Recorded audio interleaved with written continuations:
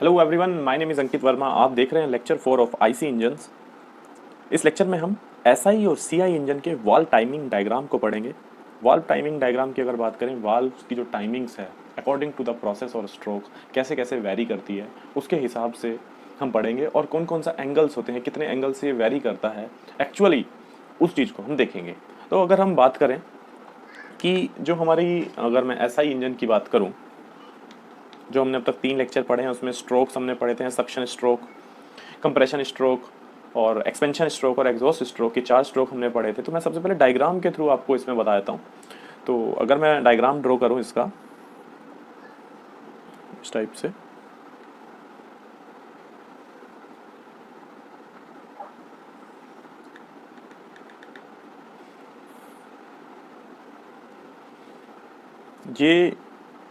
ये क्या है, हमने ऑब्वियसली अब तक पढ़ा है। ये हमारा पिस्टन है, ये सिलेंडर है, ये इनलेट वाल्व है, ये एग्जॉस्ट वाल्व है। अगर हम एसआई इंजन की बात करें तो ये स्पार्क प्लग है। तो होता क्या है, सबसे पहले अगर हम सक्शन स्ट्रोक की बात करें, सक्शन स्ट्रोक में होता क्या है, अगर हम थोड़ा सा टेक्निकल इसमें जाएं, कि जो हमारा पिस्टन है वो टॉप डेड सेंटर पे होता है और क्रैंक शाफ्ट रोटेट करेगी किस तरीके से कि पिस्टन टीडीसी से, ये क्रैंक शाफ्ट है, ये मूव करेगा और ये नीचे की साइड टीडीसी से बीडीसी की तरफ आएगा। और इसमें क्या होगा, इनलेट वाल्व ओपन होगी, सक्शन करना है ना, इनलेट वाल्व हमारी ये वाली वाल्व ओपन होगी और जो एयर फ्यूल का मिक्सचर है वो सिलेंडर इंजन के अंदर आएगा। सक्शन प्रोसेस के दौरान जो प्रेशर है, एक बात इंपॉर्टेंट याद रखनी है, ड्यूरिंग सक्शन स्ट्रोक, ये बात नोट करें, during suction stroke, suction stroke के दौरान जो प्रेशर है सिलेंडर के अंदर, जो प्रेशर है सिलेंडर के अंदर वो लेस देन होता है एम्बिएंट प्रेशर के। ये सब हम बाद में डिस्कस कर, लेकिन थोड़ा सा ये भी आप समझिए, प्रेशर जो फ्लो होगा वो हाई प्रेशर से लो प्रेशर की तरफ होगा। ठीक है, तो बाहर ऑटोमेटिकली आपका ज़्यादा प्रेशर है और अंदर थोड़ा सा कम है, तभी अंदर एयर जाएगी due to the pressure difference. और कितना ज़्यादा डिफरेंस है, ऑब्वियसली इन दोनों के बीच में डिफरेंस है, वो किस चीज़ पे डिपेंड करेगा, स्पीड ऑफ द इंजन के, जिस हिसाब की स्पीड होगी, स्पीड ऑफ द इंजन। अभी हम आगे देखेंगे कि जो प्रेशर है वो स्पीड पे कैसे डिपेंड करता है, सब आगे चीज़ें पढ़ेंगे। तो ये था हमारा सक्शन स्ट्रोक था। ये डायग्राम आप ध्यान से देख लें, ये यहाँ पर है। अभी आप देखेंगे ड्यूरिंग आफ्टर सक्शन स्ट्रोक ये जो पिस्टन है ये यहाँ पर आ जाएगा और जो हमारा ये जो क्रैंक है वो जस्ट इसके अपोजिट आ जाएगी। तो उसको ड्रॉ करता हूँ मैं। ये था हमारा सक्शन। नेक्स्ट, जैसे मैंने बताया, कंप्रेशन है। मैं आपको डायग्राम से बता रहा हूँ, उसके बाद में वाल्व टाइमिंग बनाऊंगा इसकी। ठीक है, आप इसी के साथ नोट करते रहना और मैं थोड़ा सा स्पीड पकड़ूंगा इसमें। ठीक है, और अगर मैं बात करूं, जैसे मैंने बताया था,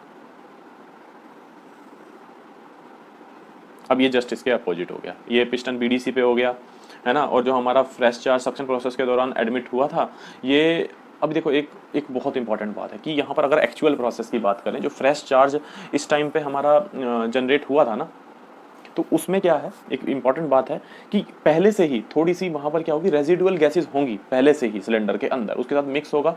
और ऑब्वियसली जब पिस्टन के साथ वो मतलब पिस्टन इसके अंदर मूव करेगा, पिस्टन के कंप्रेस करेगा इस चीज़ को, तब क्या होगा, ऑब्वियसली इस प्रोसेस, अब यहाँ पर सक्शन के बाद अब क्या हुआ, ये बीडीसी पे पहुंच गया। अब ये पिस्टन यहाँ ऊपर जाना है और इसको कंप्रेस करना, थोड़ा सा ऊपर एग्जॉस्ट गैसेस है, मैं इस बात को कर रहा था। तो ये एक तरह से बीडीसी से टीडीसी की तरफ हमारा पिस्टन मूव करा। क्लियर। और ये इसको रिटर्न स्ट्रोक भी बोल सकते हैं। और इसमें क्या है, दोनों वाल्व्स इनलेट और आउटलेट क्लोज रहेंगी। और प्रेशर, एक और बात मैं इसमें बता दूं कि जो प्रेशर है, कंप्रेशन स्ट्रोक, जो कंप्रेशन प्रोसेस है, उसके एंड में किस चीज़ पे डिपेंड करेगा, कंप्रेशन रेशियो पे, कितना हम इसको कंप्रेस कर सकते हैं। तो इसकी एक लिमिट होती है, 6 से 12 कंप्रेशन रेशियो होता है एसआई इंजन के लिए।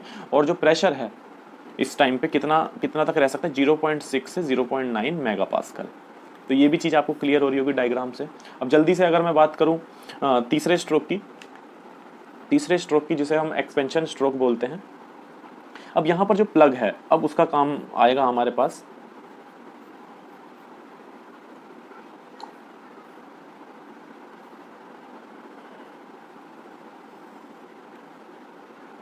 ठीक है, ये जो पिस्टन है नीचे की साइड आएगा, ये इधर।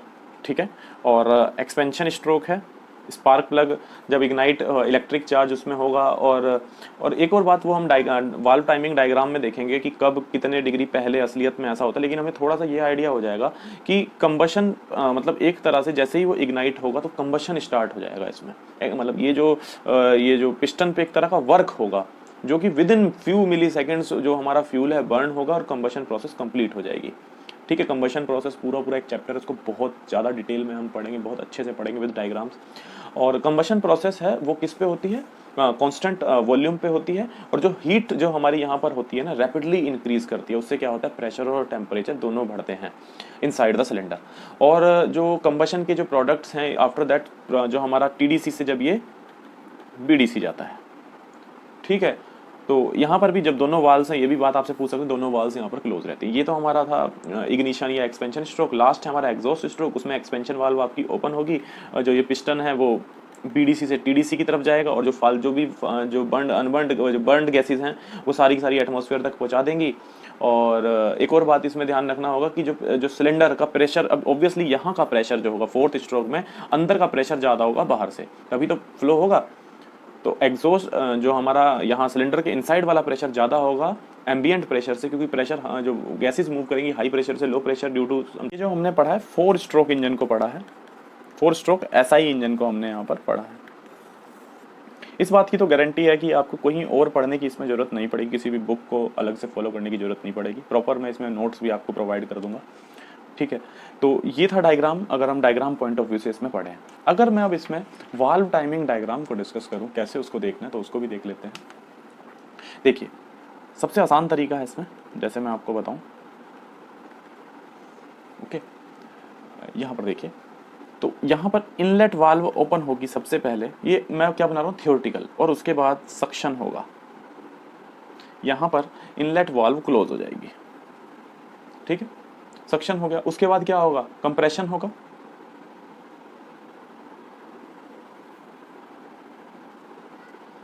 ये कि यहाँ पर क्या होगा, कंप्रेशन के जस्ट कंप्लीट होने पे, मैं सिर्फ थ्योरेटिकल बता रहा हूँ अभी हम उसके बाद डिस्कस भी करेंगे क्योंकि एकदम से ये क्यों नहीं वाल्व क्लोज होनी चाहिए, ये सब हम डिस्कस करेंगे। यहाँ पर इग्निशन स्टार्ट हो जाएगा इस पॉइंट पे, और उसके बाद क्या होगा, एक्सपेंशन होगा।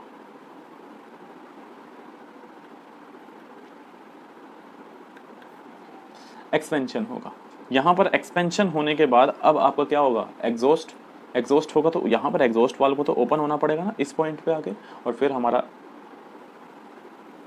एग्जॉस्ट वाल्व यहाँ पर आके क्लोज हो जाएगी। ये तो एक नॉर्मल कह लो, थियोरेटिकल डायग्राम कह लो।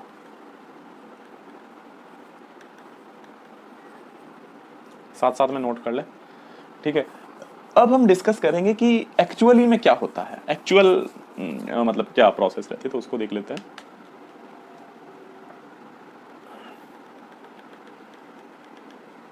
ठीक है, सबसे पहले जो हमारी इनलेट वाल्व ओपन होती है ना, वो थोड़ी सी पहले होती है यहां से। ऐसा क्यों, वो भी हम डिस्कस करेंगे। इनलेट वाल्व ओपन, इसका रीजन क्या है ना, जो हमारी इनलेट और आउटलेट वाल्व होती है ना, इनलेट एंड आउटलेट वाल्व्स जो हमारी होती है ना, वो किसकी वजह से ओपन और क्लोज होती हैं, कैम मैकेनिज्म के थ्रू। कैम मैकेनिज्म है, स्प्रिंग्स लगे होते हैं, कैम्स होती हैं, फॉलोअर होता है, उसके थ्रू होता है।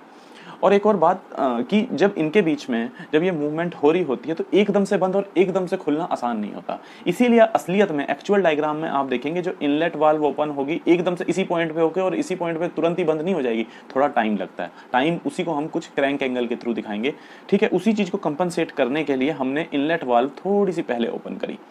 तो इसलिए कह सकते हैं कि to avoid noise and wear, क्योंकि एकदम से बंद और एकदम से खुलेगी तो नॉइस भी होगी और वियर एंड टीयर भी होगा। To avoid noise and wear and tear of valves, मैं थोड़ा सा अंग्रेजी भाषा में लिख देता हूँ इसको। ठीक है, तो हम इसमें क्या करते हैं कि ये जो एकदम से सडनली क्लोज नहीं करते। ठीक है, तो सडनली क्लोज नहीं करते, अपनी सीट पे दोबारा से सडनली नहीं होता। तो इससे क्या होगा कि वो जो वाल्व है, वाल्व टाइमिंग सडनली क्लोज नहीं करते हैं। तो वाल्व टाइमिंग जो डायग्राम है, it will be spread over few crank angle, 10-20 degree का हर जगह पे आप देखेंगे कुछ ना कुछ क्रैंक एंगल होगा। ये एक नंबर में आपसे क्वेश्चन पूछा जा सकता है, इंटरव्यू में पूछ सकते हैं या कंपटीशन एग्जाम में भी ये चीज़ आ सकती है कि भाई ऐसा क्यों होता है। ठीक है, अब मैं अगर इसका एक्चुअल डायग्राम बनाऊं, मैंने जैसे बताया थोड़ा सा इसमें क्या होगा, इनलेट वाल्व ओपन थोड़ी सी पहले होगी, ठीक है, और फिर सक्शन प्रोसेस होगा और थोड़ी सी बाद में इनलेट वाल्व क्लोज होगी। मैंने कहा ना थोड़ा सा टाइम लगता है, तो ये लगभग 20 डिग्री होती है, ये डिज़ाइन पे डिपेंड करता है, ये 35 डिग्री तक। ठीक है, उसके बाद कंप्रेशन होता है स्टार्ट। थोड़ा सा सही बना लेना इसको, थोड़ा सा पहले ही हो जाता, अब ये नहीं कि इसी पॉइंट पे होगा, सो दैट की पूरी सेटिंग सही रहे, इनको पता रहे कि यार अगली बार ना अब ये इनलेट वाल्व हमारी अब क्लोज होने वाली है, तो यहाँ से क्या हो जाएगा, यहाँ से इग्निशन स्टार्ट हो जाएगा इस पॉइंट पे। ठीक है, उसके बाद ये यहाँ से आप अब देख लेना इसको, इग्निशन लगभग ये जो एंगल रहता है 35 डिग्री का रहता है। क्लियर। फिर उसके बाद जैसे ये हमारा यहाँ पर कंप्रेस होने का, ये कौन सी प्रोसेस थी, कंप्रेशन थी। उसके बाद आपका एक्सपेंशन होगा।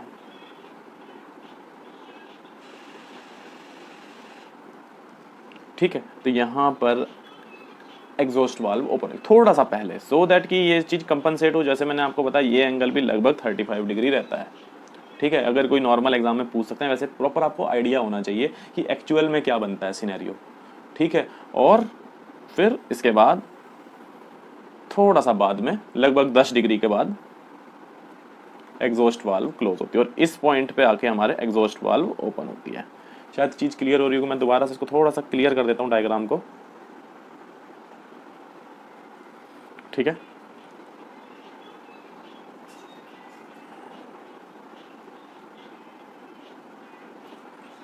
ठीक है, तो ये इनलेट वाल्व ओपन है, ये यहाँ से ये हो गया, सारी चीज़ें मैंने यहाँ पर आपको क्लियर कर दी और इस पॉइंट पे आकर इग्निशन स्टार्ट हुआ है। और इसी तरीके से हम कंप्रेशन इग्निशन को देखते हैं, कंप्रेशन इग्निशन इंजन को देखते हैं, 4 स्ट्रोक सीआई इंजन को देखते हैं। तो ये डीजल इंजन पे काम करता है। डीजल इंजन हमने बहुत अच्छे से पढ़ ली थी, इसमें भी सक्शन, कंप्रेशन और आपका एक्सपेंशन और एग्जॉस्ट स्ट्रोक होते हैं। तो किस तरीके से होते हैं और किस तरह से इसका वाल्व टाइमिंग डायग्राम बनता है हम उसको देखते हैं और साथ साथ ही मैं आपको इसमें बताता रहूँगा। सबसे पहले चारों प्रोसेस को हम इसमें पढ़ लेते हैं, फिर इन दोनों का डिफरेंस भी देख लेंगे। सक्शन स्ट्रोक के बारे में बात करें, सक्शन स्ट्रोक में भी क्या होगा, सिर्फ और सिर्फ हवा आएगी।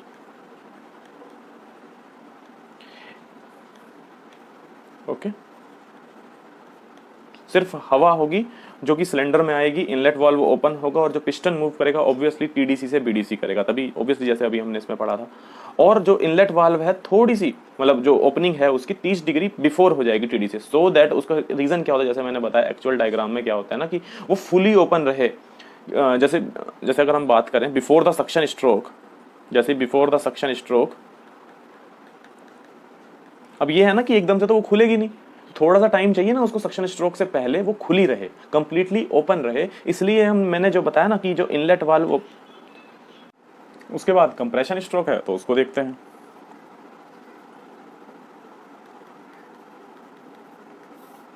कंप्रेशन स्ट्रोक उसी तरीके से पिस्टन कंप्रेस करेगा एयर को जो भी आई है, जो पहले आई है, और जो पिस्टन है अब हमारा बीडीसी से टीडीसी की तरफ जाएगा, इस चीज़ को कंप्रेस करेगा ऑब्वियसली, जैसे हमने डिस्कस किया। यहाँ पर कंप्रेशन रेशियो 12 से लेकर 24 तक होता है, एक तो ये इंपॉर्टेंट नोट करने वाली बात है। और बहुत ही ज़्यादा प्रेशर डेवलप होता है, लगभग 4 मेगापास्कल का। देखो वहाँ पर लगभग 1 मेगापास्कल से भी कम था, लेकिन यहाँ पर लगभग 4 मेगापास्कल का प्रेशर डेवलप होता है। बहुत ज़्यादा टेम्परेचर कंप्रेशन स्ट्रोक के बाद डेवलप होता है, लगभग 800 केल्विन का टेम्परेचर डेवलप होता है। ये मेन इंपॉर्टेंट बातें मैंने आपको इसमें बताई। और ये इतना हो जाता है कि फ्यूल के सेल्फ इग्निशन टेम्परेचर से ज़्यादा हो जाता है। मेरी बात समझना, फ्यूल के सेल्फ इग्निशन टेम्परेचर,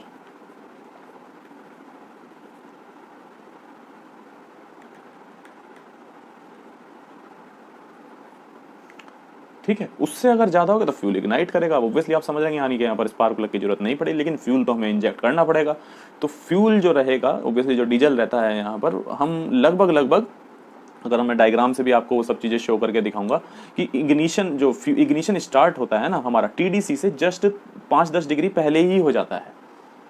ठीक है, और कंटिन्यू रहता है आफ्टर एक्सपेंशन स्ट्रोक चलते चलते, तब भी थोड़ा सा मतलब इग्निशन तब भी थोड़ा सा रहता है। ठीक है, आइडियली तो हम मान के चलते हैं कि भाई इसी पॉइंट पे सारा का सारा फ्यूल हमारा इंजेक्ट हो, लेकिन ऐसा तो नहीं हो सकता ना, थोड़ा टाइम तो लगेगा ना, थोड़ा सा पहले से लेके थोड़ा सा बाद तक। ये अभी मैं डायग्राम के थ्रू आपको इग्निशन फिर बताऊंगा कि स्टॉप हो जाता है, फिर उसके बाद उसी तरह से कंबशन स्टार्ट हो जाती है और एक्सपेंशन प्रोसेस होती है, क्योंकि जो फ्यूल होता है फाइन स्प्रे की फॉर्म में होता है, सिलेंडर में एंटर करता है और एटोमाइज और इवेपोरेट होता है, और जो हीट, जो हवा, गर्म हवा है उसके साथ मिक्स होता है और एक कंबस्टिबल मिक्सचर बना लेता है, मतलब जलने वाला मिक्सचर बना लेता है, वो जलता है और एक बहुत ज़्यादा टेम्परेचर डेवलप होता है, तो एक वर्क होता है पिस्टन के ऊपर, और पिस्टन जो है अब हमारा टॉप डेड सेंटर से बॉटम डेड सेंटर की तरफ को आता है। ठीक है, और जैसे मैंने बताया कि फ्यूल जो है ऑटो इग्नाइट होता है, और पूरा जो फ्लेम बनती है ना, इसमें फ्लेम को तो हम बहुत डीप में पढ़ेंगे, कौन से टाइप की फ्लेम्स बनती हैं, क्यों ऐसे बनता है, पूरी की पूरी फ्लेम पूरे कंबशन चैम्बर में फैल जाती है। इससे पिस्टन पे जैसे मैंने बताया कि अटैक होता है, अटैक मतलब उस पर वर्क होता है, और पिस्टन टीडीसी से बीडीसी की तरफ जाता है, और ऐसे होते होते जैसे ही पिस्टन बीडीसी पे आ जाता है, हमारा एक्सपेंशन स्ट्रोक कंप्लीट हो जाता है। लेकिन एक बात ध्यान रखनी है कि जो एक्सपेंशन स्ट्रोक एग्जॉस्ट स्ट्रोक इसके बाद आने वाला है, इसमें एग्जॉस्ट वॉल्व जस्ट 30 डिग्री पहले ही बीडीसी से, नीचे से, ये ऊपर टीडीसी होता है, बात रखना, नीचे बीडीसी होता है, इससे जस्ट 30 डिग्री पहले ही खुल जाती है। मैंने जैसे बताया वाल्व्स को थोड़ा सा टाइम चाहिए, सो दैट इसमें वियर टीयर ना हो, और मतलब ये थोड़ा सा टाइम रहे खुलने के लिए, और बाद में जब वो खत्म भी होगी प्रोसेस, थोड़ी देर बाद बंद होती है, तो इसीलिए ताकि प्रॉपर उसमें प्रॉपर जो गैसेज है, सारी की सारी गैसेज हमारी बाहर जाएं, और एग्जॉस्ट वॉल्व जो क्लोज होगी 30 डिग्री बाद तक होगी, जाके लगभग 20 से 30 डिग्री बाद में होगी आफ्टर टीडीसी। जो मैंने बात कही है जल्दी जल्दी उसको मैं एक डायग्राम के थ्रू बताने वाला हूँ, सो दैट कि चीजें, सीक्वेंस ऑफ इवेंट्स है ना, सारे के सारे आपको एक डायग्राम से समझ आ जाए। ठीक है, देखिए ये सेंटर पॉइंट मान लेते हैं। सबसे पहले जैसे मैंने बताया कि आपका इनलेट वाल्व ओपन होगी, और थोड़ा सा पहले से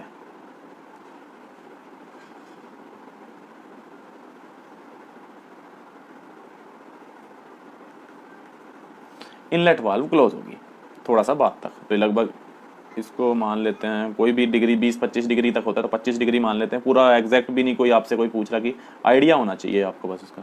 30 डिग्री हो गया, इसके बाद कंप्रेशन शुरू होगा, थोड़ा सा पहले ना इग्निशन स्टार्ट हो जाएगा, इंजेक्शन, सॉरी, फ्यूल का जो इंजेक्शन है ना स्टार्ट हो जाएगा थोड़ा सा पहले यहाँ से, लगभग 5-10 डिग्री, और उसके बाद थोड़ा सा बाद में जाके इंजेक्शन जो है वो स्टॉप हो जाएगा। ठीक है, फिर उसके बाद एक्सपेंशन होगा, और यहां पर हमारी जो एग्जॉस्ट वाल्व है वो थोड़ी सी पहले ही 20-30 डिग्री, 35 डिग्री मान लेते हैं इसको, ये 35 डिग्री पहले एग्जॉस्ट वाल्व हमारी ओपन हो जाती है। देन आफ्टर दैट एग्जॉस्ट हमारा होगा, ये जो मैं बता रहा था लास्ट में, और थोड़ा सा टीडीसी, ये टीडीसी होता है, ये बीडीसी होता है। ठीक है, तो थोड़ा सा बाद में जाके एग्जॉस्ट वाल्व हमारी क्लोज होती है।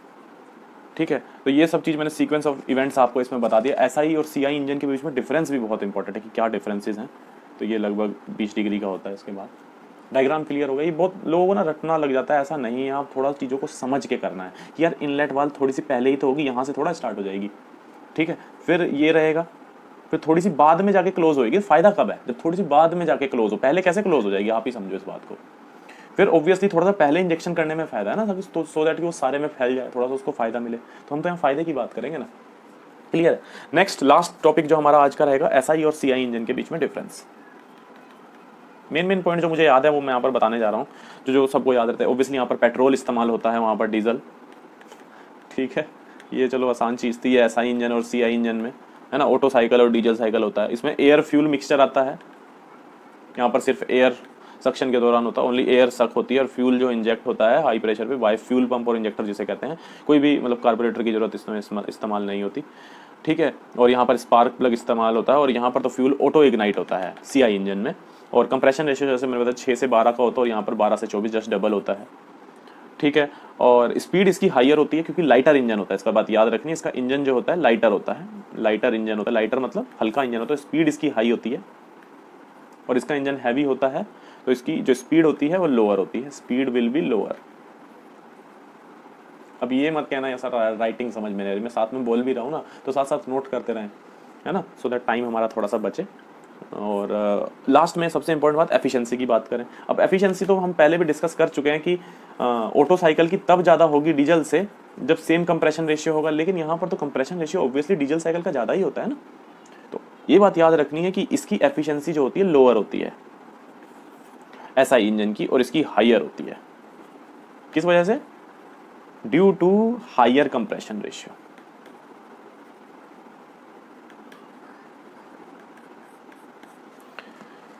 क्लियर? तो ये चीज समझने वाली है इसमें। और एक डायग्राम मैं आपको सीआई इंजन का बता दूं इसमें, जिसमें पूरा आपको कंबशन के साथ पूरा आइडिया होगा कि कैसे प्रोसेसेस हमारी चलती हैं। अगर हम बात करें कैसे ये डेवलपमेंट होगी, सबसे पहले ये क्या है, क्रैंक एंगल है, ये टीडीसी है और ये 90 डिग्री मान लेते हैं और ये बीडीसी 180 डिग्री। ठीक है, तो होता क्या है, यहां से शुरू होगा, यहां से इनलेट वाल्व आपकी ओपन होगी। ठीक है, यहां पर आते आते इनलेट वाल्व आपकी क्लोज हो जाएगी।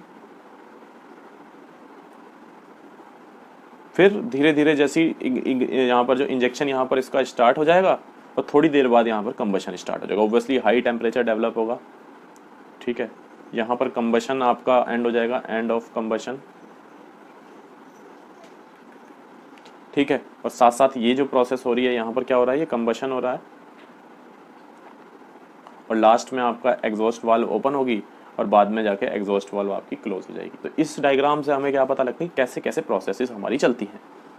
ठीक है, ये सब हम बहुत डिटेल में पढ़ेंगे, जब हम इसका कंबशन वाला टॉपिक पढ़ेंगे ना तब उसको थोड़ा सा डिटेल में पढ़ेंगे अच्छे से। ये तो मैंने थोड़ा सा टॉपिक को कवर करने के लिए यहाँ पर 5 मिनट में इसमें बता दिया कि हमें आगे ये टॉपिक भी पढ़ना है बहुत डिटेल में। ठीक है, और इसमें जो सबसे इम्पॉर्टेंट बात है कि इवेंट्स कैसे कैसे होते हैं, ये चीज़ बहुत इंपॉर्टेंट है। कंप्रेशन, कंबशन, एक्सपेंशन किस टाइप से होता है। और ये जो डायग्राम हमने बताया था वो वाल्व टाइमिंग डायग्राम जो मैंने बताया था ना इसका, इस टाइप से, वो इसी के हिसाब से बना है। ठीक है, तो ये चीज़ थोड़ी कम भी समझ आए तो कोई दिक्कत नहीं है, क्योंकि हम इसको बहुत डिटेल में पढ़ने वाले हैं। ठीक है, ये मैं वैसे यहाँ पर लिख देता हूँ, यहाँ पर इंजेक्शन स्टार्ट हो गया। ठीक है, और यहाँ पर कंबशन, यहाँ पर जो आपका कंबशन है उसका ऑब्वियसली स्टार्ट हो गया